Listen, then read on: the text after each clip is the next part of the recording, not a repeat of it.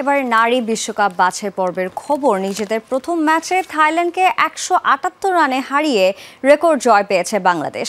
নিগার সুলতানা জ্যোতির রেকর্ড সেঞ্চুরিতে টাইগ্রেসের দেয়া ২৭২ রানের জবাবে মাত্র ৯৩ রানে গুটিয়ে যায় থাইল্যান্ড। ফাহিমা খাতুন ও জান্নাতুল ফেরদৌসের জোড়া ফাইফারে বড় জয়ে আসর শুরু টাইগ্রেসের। ম্যাচ সেরার স্বীকৃতি পেয়েছে বাংলাদেশ অধিনায়ক নিগার সুলতানা জ্যোতি।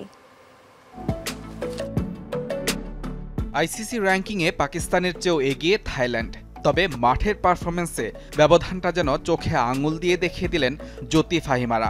লাহোর সিটি ক্রিকেট অ্যাসোসিয়েশন গ্রাউন্ডে টস হেরে ব্যাট করতে নেমে ব্যক্তিগত ৮ রানে ফেরেন ওপেনার ইসমা তানজিম। এর পরের গল্পটা শুধুই বাংলাদেশের। ১১৪ রানে জুটি গড়ে ফারজানা হক ফেরেন ব্যক্তিগত ৫৩ রানে। এরপর নিজের প্রথম সেঞ্চুরি হাঁকিয়ে ক্যাচ আউটের ফাঁদে পড়েন অধিনায়ক নিগার সুলতানা। ফারজানার পর দ্বিতীয় বাংলাদেশি হিসেবে ওয়ানডেতে শতকের দেখা পেলেন জ্যোতি, যা বাংলাদেশের হয়ে দ্রুততম সেঞ্চুরির রেকর্ড।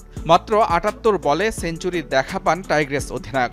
এর আগের দুটি সেঞ্চুরি এসেছিল ফারজানার ব্যাট থেকে।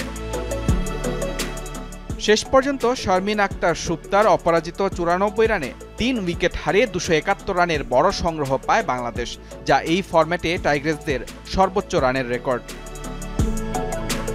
২৭২ রানের বড় লক্ষ্য তাড়া করতে নেমে ৩৮ রানের উদ্বোধনী জুটি গড়ে থাইল্যান্ড।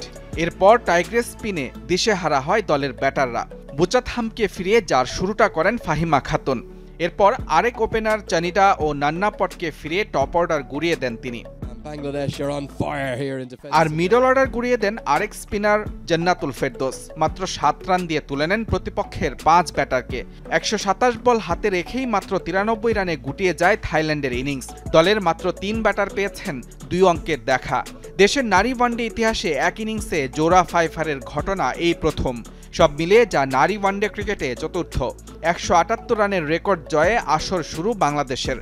আর রেকর্ড সেঞ্চুরিতে ম্যাচ সেরার পুরস্কার পেলেন নিগার সুলতানা জ্যোতি। মুজরিন বিন তারেক, যমুনা স্পোর্টস।